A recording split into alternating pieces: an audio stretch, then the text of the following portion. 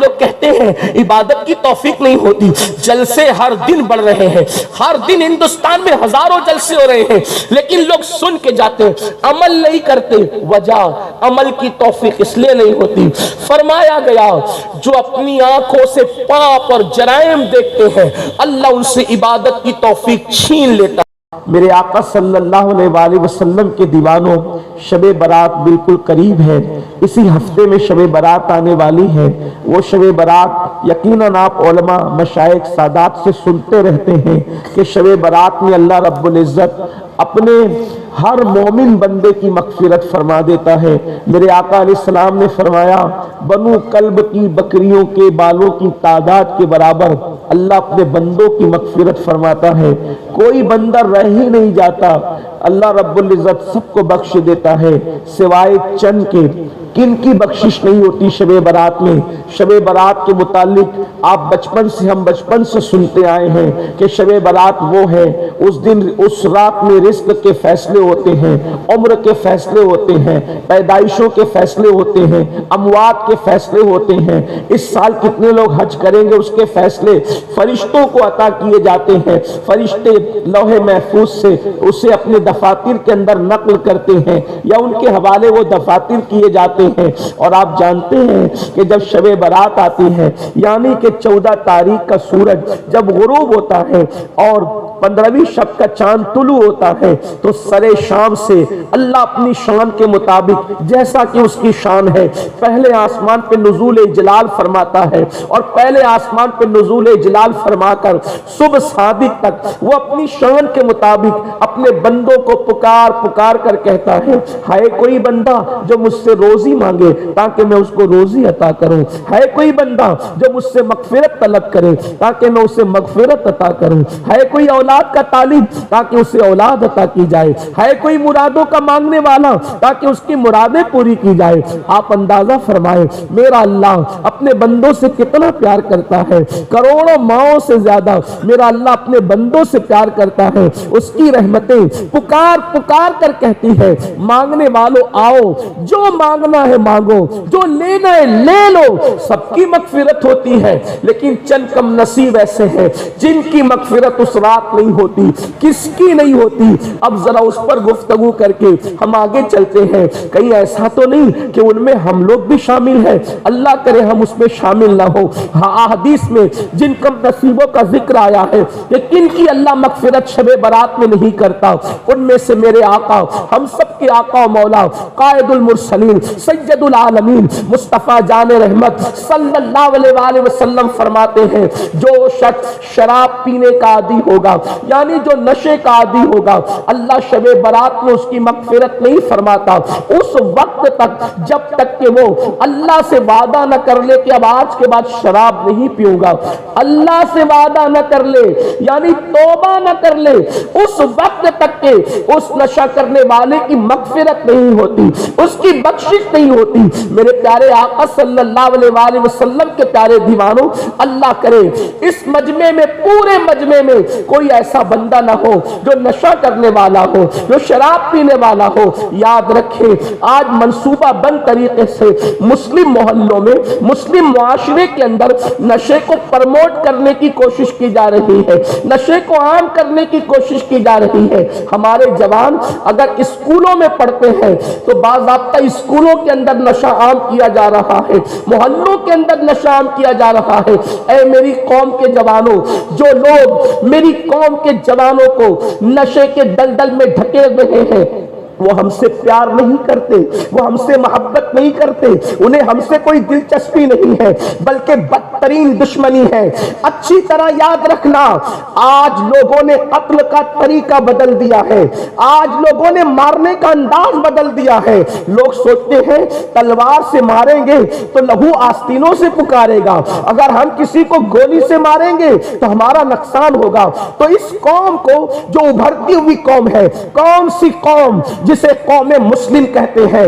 याद रखना, तुम्हें अपनी अहमियत का अंदाजा नहीं है, लेकिन दुनिया तुमसे लर्जा बरंदाम है, इसलिए कि कौमों की इमामत का अगर किसी को हक है तो वो कौम मुस्लिम है। कौमों की सियादत का अगर किसी को हक है तो वो कौम मुस्लिम है। तिजारत की मंडियों की कोई जीनत बन सकती है तो वो कौम मुस्लिम है। दुनिया जानती है जिस दिन मुसलमान पढ़ेंगे उस दिन कोई इनका मुकाबला नहीं कर सकता। जिस दिन मुसलमान तिजारत करेंगे उस दिन इनका कोई मुकाबला नहीं कर सकता। जिस दिन मुसलमान सियासत के मैदान में सही माना में कदम रखेंगे सबके कदम उखड़ जाएंगे, इसलिए कि वो हमारी 1400 साल तारीख जानते हैं। हम कौन लोग हैं? हम नाचने वाले लोग नहीं, हम गाने वाले लोग नहीं, हम जिना करने वाले लोग नहीं, हम नशा करने वाले लोग नहीं। अपनी तारीख को देखो, हम कौन है? दी अजाने कभी यूरोप के कलीसियाओं में और अफ्रीका के तख्ते हुए सहराओं में दश्त तो दश्त है, दरिया भी न छोड़े हमने, पहले जुल्मात में दौड़ा दिए घोड़े हमने। हम वो कौम है, हम वो कौम है, हम वो कौम है। इसलिए आज हमारे जवानों को, वो जवान जो कौम का मुस्तकबिल है, वो जवान जो कौम का सरमाया है, वो जवान जो कौम का भविष्य है, वो जवान अल्लाह अकबर जो कौम का मेमार है, उन जवानों को नशे में, उन जवानों को गुनाहों में, उन जवानों को आवारगी में, उन जवानों को अय्याशियों में डुबाने की कोशिश की जा रही है ताकि तुम्हें होश न रहे, ताकि तुम्हें फिक्र अल्लाह अकबर कल के हवाले से तुम्हारे ज़हन और दिमाग में कोई प्लान न रहे। अल्लाह अकबर पूरे मंसूबे के साथ कौम के जवानों को नशे में ढकेलने की कोशिश की जा रही है। लेकिन ऐ मेरी कौम के जवानों, तुम फिल्मों के चक्कर में, सीरियलों के चक्कर में नशे की तरफ जा रहे हो कि मेरे पसंद के हीरो ने इस स्टाइल में शराब पिया था, मेरे पसंद का हीरो मोहब्बत में नाकाम हुआ था तो उसने नशा किया था तो मैं भी नशा करूंगा। एक बात मैं आपसे आज कहना चाहता हूं, अगर आप सुनने के लिए आए हैं तो दिल के कानों से सुने, सुन लो। आप कहते हैं कि मेरी पसंद का हीरो, अव्वल चीज तो ये है, हम नचनिए को हीरो कैसे माने, हम जानी को हीरो कैसे माने? जिसे आप हीरो कहते हैं वो हमारी नजर में, बल्कि हर शरीफ इंसान की नजर में फाहिशा औरतों से भी ज्यादा बदकार है। क्यों? इसलिए कि जो औरतें जिस्म बेचती है वो छुप करके जिना करती है कमरे के अंदर, और हीरो और हीरोइन इतने बदतरीन और बेगैरत लोग हैं कि वो स्क्रीन पर आकर कैमरे के सामने जिना करते हैं। यानी फाहिशा औरतों से बदतरीन जिनकी गैरत का हाल है, बल्कि गैरत नाम की वहां चीज नहीं, तुमने उनको हीरो बनाया, अपना आइडियल बनाया। वल्लाह अगर आइडियल बनाना है तो इन नचनियों को क्यों बनाते हो? आइडियल बनाना है तो इन जानियों को क्यों बनाते हो? आइडियल बनाना है तो इन नशेड़ियों को क्यों बनाते हो? ऐ मेरी कौम के जवान, अपनी जिंदगी 3 घंटे की फिल्म नहीं है, हमें तो पूरी जिंदगी जीना है। हमारा मुस्तकबिल है, हमारा माजी है, हमारा हाल है। उसके बाद आपके बच्चे होंगे, आपकी बहनें होंगी, आपके भाई होंगे, आपके माँ बाप होंगे।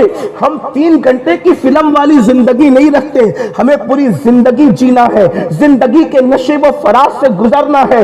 आंखें खोलो, होश करो, और अगर किसी को आइडियल बनाना ही है तो आप खालिद बिन वलीद को आइडियल क्यों नहीं बनाते? मोहम्मद बिन कासिम को आइडियल क्यों नहीं बनाते? तारिक बिन जियाद को आइडियल क्यों नहीं बनाते? असहाबे मुस्तफा को आइडियल क्यों नहीं बनाते? करबला का वो जवान कमरे बनु हाशिम हजरत सैयदना गाजी अब्बास को अपना आइडियल क्यों नहीं बनाते? अली अकबर को अपना आइडियल क्यों नहीं बनाते? जनाबे कासिम को अपना आइडियल क्यों नहीं बनाते? अल्लाह अकबर, कहां उलझे हुए हो? अल्लाह अकबर। नचनियों को, जानियों को आइडियल बनाने वालों, इसीलिए तबाही के दहाने पर पहुंच पहुंच चुके हो, सुन लो, हम नशे के लिए नहीं है। सुल्तान सलाउद्दीन अय्यूबी ने आज से कम बेश 900 साल पहले कहा था कि किसी कौम को हथियार उतने तबाह नहीं करते, हजारों हथियारों की बहुतायत किसी कौम को उतना तबाह और बर्बाद नहीं करती जितना कि हुस्न शबाब और शराब इंसान को बर्बाद करता है। शराब का एक प्याला और किसी के हुस्न की नजर कौमों को तबाह कर देती है, कौमों को बर्बाद कर देती है। आप कहते हैं मेरी पसंद का हीरो मोहब्बत में नाकाम हो गया, मैं भी मोहब्बत में नाकाम हो गया, उसने नशा किया तो मैं भी करूंगा। मैं आपको एक मशवरा देना चाहता हूं, सच्चा मशवरा। आप जानते हैं आखिर आप ऐसों से मोहब्बत करते ही क्यों हैं जिसमें धोखा मिल रहा है, जिसमें मक्र मिल रहा है, जिसमें फरेब मिल रहा है। आओ उससे प्यार करें। देखिए आप जिससे प्यार कर रहे हैं वहां धोखा है, वहां मक्र है, वहां फरेब है, वहां दजल है, वहां बेवफाई है। अल्लाह अल्लाह, गालिब और मीर जैसे लोगों ने अपने महबूबों के शिकवे किए हैं। अल्लाह अल्लाह, गालिब कहते हैं जिसको वो जानो दिल अजीज उसकी गली में जाए क्यों। अल्लाह अकबर, इतना धोखा खाया, तवज्जो करना, इतना धोखा खाया कि जिससे दिल लगाया था वहां जाना नहीं चाहता। लेकिन आओ ऐ पचमा और इर्द गिर्द से आने वालों, उनसे क्यों दिल लगाते हो जो धोखेबाज महबूब है। आओ उससे दिल लगाए जो जाने वफा है, जिसकी कदमों में वफा को मेराज नसीब होती है, उससे दिल लगाए। उनसे क्यों दिल लगाते हो कि अगर इश्क लोगों के सामने आया हो जाए तो आप सर उठा के गली में चल न सके। अगर ओपन हो गया इश्क तो सर उठा के गली में चल न सके, और अगर छुप गया तो कभी रेल की पटरी के नीचे दब के मर रहे हो, कभी कुएं में खुदकुशी कर रहे हो, कभी फांसी ले रहे हो। तो जिसकी मोहब्बत छुपाने से इंसान खुदकुशी करे और जिसकी मोहब्बत बताने से इंसान बेइज्जत हो जाए, ऐसों से मोहब्बत क्यों करते हो। आओ अगर इश्क ही करना है तो उससे करे जिसका इश्क छुपाने वाला वैसे कर्मी बन जाता है और बताने वाला बिलाल हबशी बन जाता है।